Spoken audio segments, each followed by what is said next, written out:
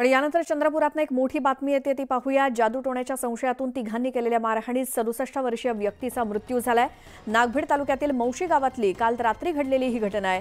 आसाराम दोनाडकर असं मृतकाचं नाव असून त्यांच्या गावातीलच संतोष मैन आणि श्रीकांत मैन तसंच रुपेश देशमुख या तिघांनी मृतकाच्या घरी जाऊन वाद घातला आणि या वादानंतर मारहाण करण्यात आली। आरोपीने केलेल्या मारहाणीत आसाराम यांचा मृत्यू झालाय, तर नागभीड पोलिसांनी तीनही आरोपींना अटक केली आहे।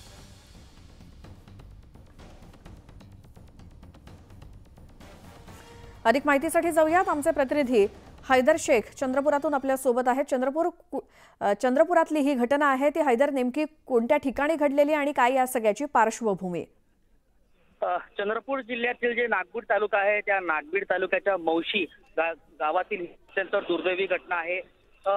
एक वृद्ध इसम आहे, त्याला जे आहे तीन जे युवक आहेत त्यांनी मारहाण केली आहे आणि संशय आहे जादूटोण्याचा। त्यांच्या घरी काही प्रकार झाला, त्याच्यामुळे त्यांना असं वाटलं की यामुळे जादूटोणा झालेला आहे आणि याच्यामुळे आमच्या घरी हे सगळं घडतंय आणि त्या कारणावरून या तीन लोकांनी त्याला मारहाण केली। मारहाणीच्या दरम्यान तो जबरदस्त त्याला लागल्यामुळे त्याला दवाखान्यात दाखल करण्यात आला, पण त्यावेळेस उपचारादरम्यान त्याचा हा मृत्यू झालेला आहे।